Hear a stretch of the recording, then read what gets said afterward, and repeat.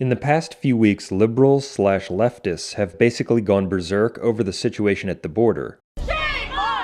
Across the country, outrage is building. Protesters taking to the streets, horrified that immigration officials are ripping families apart. Which ironically is the result of their own lawless policies. For liberal policies on immigration provide an incentive for people to come to the U.S. in an illegal, irresponsible, or dangerous fashion. The liberals have really become unhinged on this particular issue, even beyond their usual execrable behavior. Secretary Nielsen, how dare you spend your evening here eating dinner as you're complicit in the separation and deportation of over 10,000 children separated from their parents? How can you enjoy a Mexican dinner as you're deporting and imprisoning tens of thousands of people who come here seeking asylum in the United States? If you vote for Trump, then you, the voter, you, not Donald Trump, are standing at the border like Nazis going, you here, you here. And I think we now have to flip it. And it's a given the evilness of Donald Trump. But if you vote, you can no longer separate yourself. You can't say, well, he's okay, but. Their activity is demonic, but it's also interesting that even though the border situation existed prior to this month, the liberals' particularly fierce and appalling outburst of unspeakable hypocrisy and lies on this matter has come in June, which is Sodomite Abomination Month, also known as, quote, Gay Pride Month. We believe that there is a connection. In the New Testament, hamartia, that is sin, and anamia, that is lawlessness, are sometimes used synonymously.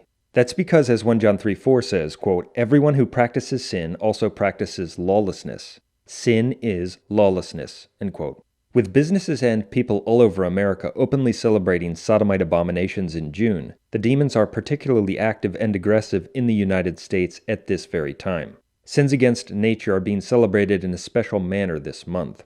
It's interesting. I don't know if you've looked around during the month of June recently, but every international corporation you can think of, every bank, every airline, every consumer product, every retail store is hosed down in rainbow flags. They've all changed their avatars on social media to rainbow colors. I took an Uber the other morning, and the little line that shows me where my driver was going, the route, it turned into a rainbow path. They are the status quo. The LGBT rights movement is the establishment. It is the man. It makes sense, therefore, that at the very time when spiritual lawlessness is being most notoriously celebrated in the U.S., a major controversy about law and order has erupted in the country, with the very same liberals who defend or champion notorious sins against nature going basically nuts in defense of lawlessness at the U.S. border. NBC reports that 15 Democratic congressional candidates are calling for the defunding or dismantling of immigration customs enforcement. Back to my point, we don't want any borders, right? That's no borders at all. We don't believe it's just a coincidence. The liberals who love or celebrate abominable and unnatural sins are essentially denouncing as evil anyone in the U.S. who advocates for a reasonable and necessary application of basic immigration laws, which protect innocent people and ensure law and order. If you're an illegal immigrant, no matter how many times you've been deported, there may be no safer place than Portland, Oregon. The city, plus Multnomah County, and even the state legislature, all run by Democrats, have passed laws declaring themselves a sanctuary for people in the country illegally. 31-year-old Sergio Martinez is now being held without bail on charges of robbery, kidnapping, and sexual abuse. One of his alleged victims is a 65-year-old woman who was brutally attacked at knife point in her home. The other woman was attacked in a parking garage at her apartment. Martinez reportedly told Portland police he was high on meth at the time and uses drugs every day. Immigration and Customs Enforcement says he has been removed from the U.S. 13 times since 2008. He has a lengthy criminal record in 3 states, including battery, felony burglary, and felony illegal re-entry after removal. In December, Martinez was in Multnomah County Jail, and ICE asked the Sheriff's Department to let them know before he was released. They ignored that request, as they do for all immigration detainers. The chairman of the Oregon Republican Party was on Fox and Friends this morning. He was given preferential treatment. Essentially in Oregon, our governor and the mayor of Portland, Ted Wheeler, have created a protected class for illegal aliens that commit serious As for Sergio Martinez, get this, taxpayers may actually pay for his defense. The Portland City Council earlier this year awarded $50,000 to launch a project aimed at helping immigrants fight deportation and other legal issues. John? Unbelievable. That's the word for it. Of course, we are not against immigrants or people from other nations just because they are from other nations. But without reasonable border laws, a country descends into chaos. Last year, ICE deported 796 members of MS-13. And if you remember, MS-13 is the gang that hacks kids to death. We believe that the liberals' aggressive defense of lawlessness is connected to their aggressive support for sin. Make no mistake about it, the liberals and the left-wing media who essentially want no border enforcement are hypocrites of the worst kind. They don't really care about children. Indeed, they support murdering children in the womb through abortion. They also push their liberal agenda with lies. So, folks, here is the cover seen around the world now debunked. The father of the little girl that was featured on this week's Time magazine cover telling the Daily Mail that she was never separated from her mother. It's a very different narrative implied by the picture featured on the cover, or what the editors wanted you to perceive. Howie, this is propaganda, pure and simple. It's not factual-based journalism. The narrative that is meant by this cover is this is a little girl who is one of the separated from the parents, and it's just not so. But there's so many false narratives. It goes right back to where this thing all started about a month ago, when we had information, photos put out by Democratic operatives showing detention centers. Here's one of them. But, of course, this took place during the Obama era, not during the Trump. The implication was this is what happens with the Trump no-tolerance policy, and in fact, it was something from the Obama era. They don't really care about the countless crimes committed by many of the people who enter the country in an unlawful fashion. At least they don't care enough to support effective measures that would stop those crimes or cut down on the number of them. In fact, the statistics on the number of crimes committed by illegal aliens are staggering. In any case, we now for the first time have the actual numbers, and here they are. According to statistics from the U.S. Sentencing Commission, non-citizens are actually far more likely to commit serious crimes than Americans are. Non-citizens account for 22%, more than a fifth, of all federal murder convictions, 18% of fraud convictions, 33% of money laundering convictions, 29% of drug trafficking convictions, and 72% of convictions for drug possession. Meanwhile, the non-citizen percentage of the American population, about 7%. So that is a massively disproportionate amount of crime, not even close. No, immigrants are not more law-abiding and less dangerous than Americans. That's totally untrue. Indeed, it's the opposite of the truth. Non-citizens are more likely to be arrested, convicted, and imprisoned for serious crimes than people who were born here. Much more likely. So why didn't we know this until now? Why have so many people been lying to us about this for so long? The liberals almost certainly would not allow illegal aliens into their own locked and walled homes. No, they are lawless people who hate God and the U.S. No more ICE! Abolish ICE! No more ICE! Abolish ICE! They are rebels against God who love sin. Since they are spiritually lawless rebels steeped in sin and under Satan's power, they hate and condemn even the most basic and reasonable laws that are meant to restrain evil, ensure domestic order and stability, and stop crime. They are abominations. Treasure Coast man is behind bars accused of threatening to kill Congressman Brian Mast's children in response to the current immigration policy. Mast has 3 young children.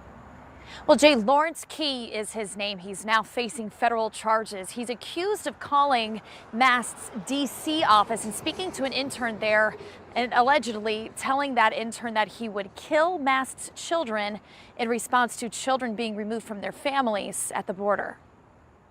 Stewart resident Lawrence Key was arrested Monday shortly after the FBI was notified about the possible threat. According to court records obtained by our news partners at TC Palm, Key told an intern who answered his call, quote, "I'm going to find the congressman's kids and kill them. If you're going to separate kids at the border, I'm going to kill his kids. Don't try to find me because you won't." We spoke to a friend of Key's who says he volunteers regularly for the Democratic Party of Martin County to sign people up to vote and has volunteered many hours for Planned Parenthood. Those documents also show that Key has called Mast's office more than 470 times. Investigators also say he called the offices of Senators Bill Nelson and Marco Rubio on Monday. Furthermore, people need to understand that what we're seeing from the left right now and since Trump took office are the effects of a public exorcism. That's right, we are seeing the effects of a public exorcism. Well, the embrace of violence on the left didn't start yesterday. It's been clearly visible ever since Trump started running for president close to 2 years ago. His campaign rallies, his inauguration, almost every policy action he's made as president have all been treated as a chance to begin a violent act.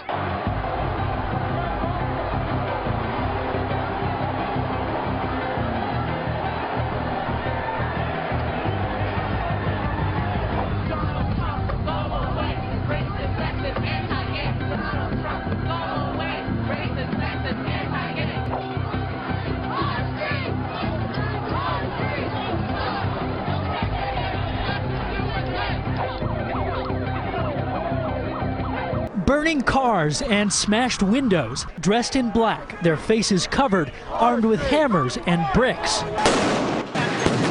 Facing off with thousands of officers on site, many in riot gear, confronting them with flashbang grenades and pepper spray. Before the swearing-in ceremony even began, protesters tried to block checkpoint entrances. During President Trump's speech, several demonstrators were escorted out of the area. Several officers injured during the protest today, and more than 100 people arrested. When Donald Trump took the oath of office, the people here sang, "We shall overcome." Resist from day one! Similar demonstrations across the country. Arrest outside Trump Tower, New York City. A human chain across San Francisco's Golden Gate Bridge. From Phoenix to Houston to Chicago, people protesting the country's new president on his first day in office. Barack Obama was and is one of the most wicked and despicable human beings to have ever lived. Perhaps thousands of devils were in him and accompanied him wherever he was. Obama's fraudulent administration was characterized by outrageous lies, the promotion of sodomy, abortion, and all kinds of evil, both here and abroad. It was a reign of evil. Here's a guarantee that I've made. If you have insurance that you like, then you will be able to keep that insurance. If you've got a doctor that you like, you will be able to keep your doctor. If you like your doctor, you can keep your doctor. If you like your health care plan, you can keep your health care plan.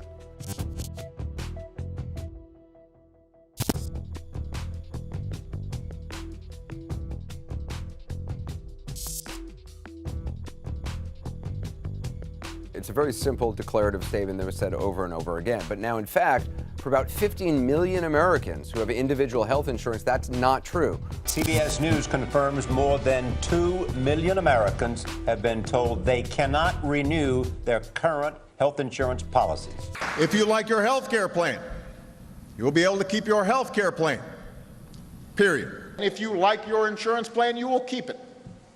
No one will be able to take that away from you. It hasn't happened yet. It won't happen in the future. Drum roll, please. The lie of the year for 2013 goes to none other than President Barack Obama. I just want to say thank you for everything you do on behalf of America's women. Throughout Planned Parenthood's history, you've helped women and their families make their own choices about health and family planning. Stories tonight, many celebrities have turned to Twitter to share their feelings over Barack Obama's support of same-sex marriage. It also needs to be understood that the person in the White House not only has a major impact on what goes on in the government, but also on the culture in general. That's because, among other reasons, he's almost always in the news, and what he promotes and does greatly influences what is considered acceptable or mainstream public opinion, not only in America but in various other countries. Hence, Obama, besides his Supreme Court, quote, nominations, was a major factor in why gay, quote, marriage and the, quote, LGBT agenda are now considered mainstream, and why the culture has rapidly transformed and fallen into a spiritual abyss. 8 years ago, it would have been hard to believe that we could repeal Don't Ask, Don't Tell, pass the Hate Crimes Act, and legalize marriage equality all with one president. But yes, we could, and yes, we did. President Obama, we are all so grateful for everything you've done in the name of equality, kindness, and love. We're gonna spread happiness. We're gonna spread freedom. Obama's gonna change it. Obama's gonna lead 'em. We're gonna change it and rearrange it. We're gonna change the world. It's also interesting that when the spoken words of Obama's famous campaign slogan, quote, "Yes, we can," are reversed, they audibly come out to, quote, "Thank you, Satan," end quote. Yes, we can. Yes, we can. Thank you, Satan. Thank you, Satan. Thank you, Satan.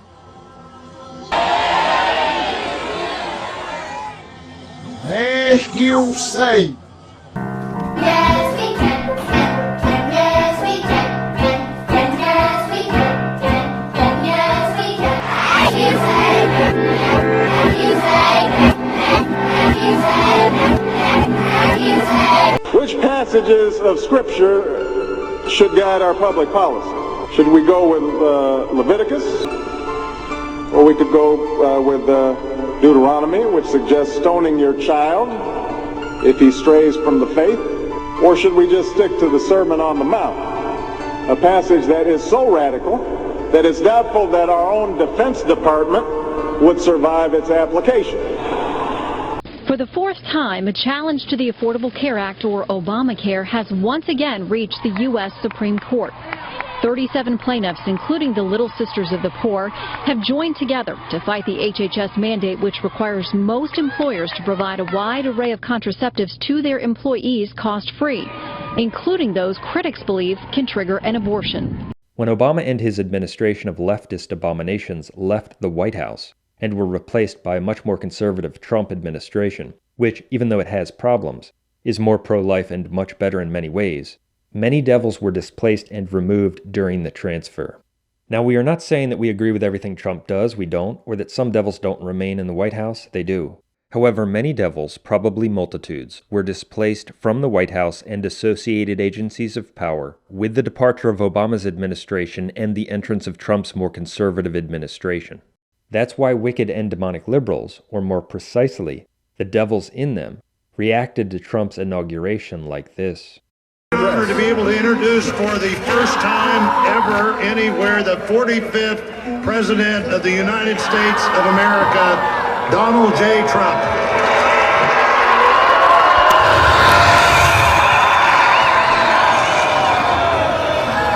On the shoulder. You adjust the microphone as a tall man.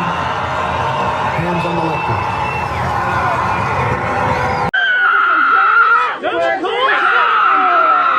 Other side of the wall for you.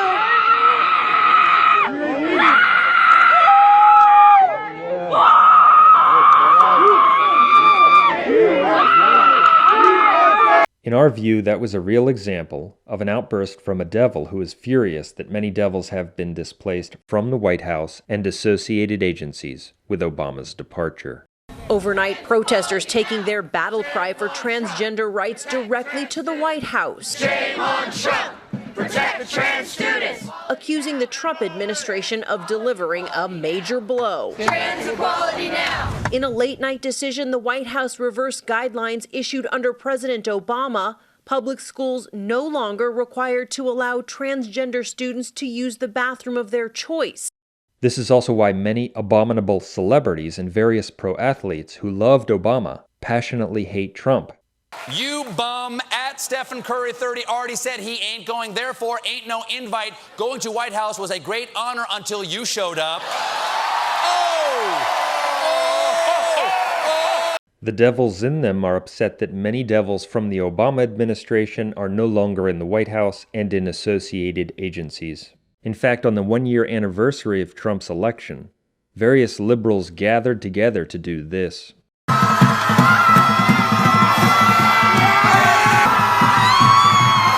Jesus told us that, quote, when the unclean spirit has gone out of a person, it passes through waterless places seeking rest, but finds none. Then it says, I will return to my house from which I came. And when it comes, it finds the house empty, swept, and put in order. Then it goes and brings with it 7 other spirits more evil than itself, and they enter and dwell there. and the last state of that person is worse than the first, end quote. The many devils who left the White House and associated government agencies with the departure of Obama and his cronies desperately want back in. His motives and his actions are contemptible, and I will fight every day until he is impeached. Impeach 45. Impeach 45. Impeach 45. Impeach Donald Trump. Impeach Donald Trump. Impeach Donald Trump. That was the message in downtown Los Angeles Sunday by thousands of protesters who want Congress to remove the Republican president from office. This perfectly explains why the left has lost its collective mind in regard to Trump and in reaction to almost everything he does. The vitriol being unleashed against Sarah Huckabee Sanders is stunning and sad. The White House press secretary and her family were kicked out of a Virginia restaurant called the Red Hen yesterday for moral reasons, because she works for President Trump. Yes, I have thought an awful lot about blowing up the White House. When was the last time an actor assassinated a president? Robert De Niro fantasizing about punching the president in the face and telling him to F off every other day. It's an actor dressed to look just like President Donald Trump as he's assassinated on stage. Look as his character is stabbed to death. And there's no mistaking the Trump connection. Check out the unbuttoned overcoat and red tie that hangs over his waist. No face, no sleep. And if you see anybody from that cabinet in a restaurant, in a department store, at a gasoline station, you get out and you create a crowd. And you push back on them. Some very disturbing new information to report tonight on Wednesday's assassination attempt on GOP lawmakers. Fox News can confirm that authorities found a list of 6 names of Republican members of Congress in a van belonging to James Hodgkinson, the left-wing gunman who opened fire at practice for the annual congressional baseball game. The news adds to the mountain of evidence that Hodgkinson specifically targeted Republicans when he went on his shooting spree, wounding 5, including House Majority Whip Steve Scalise, who remains hospitalized and in critical condition. And I want to tell you, for these members of his cabinet who remain and try to defend him, they're not going to be able to go to a restaurant. They're not going to be able to stop at a gas station. They're not going to be able to shop at a department store. The people are going to turn on them. They're going to protest. They're going to absolutely harass them.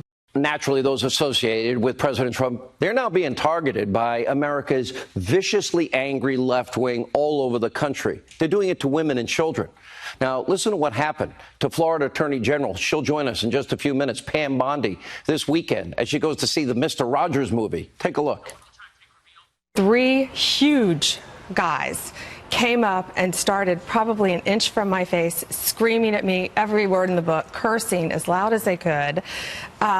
So then my trooper came up, and my boyfriend and I got our tickets, we're headed in, and then they ran in and circled me where I could not get into the theater. They stopped me. So he came up then and stopped them. So then we went in the theater, thought it was diffused. We're up getting popcorn at the concession stand, and they came up again, just every curse word in the book. Those liberals who rail against Trump support abortion, homosexuality, lies, socialism, etc. They have devils in them. The devils in them were comfortable with the abomination Barack Obama, but now they are gnashing their teeth. They want back in. Hence they have become more and more unhinged, saying in essence, I will return to my house from which I came. Anywhere the 45th President of the United States of America, Donald J. Trump,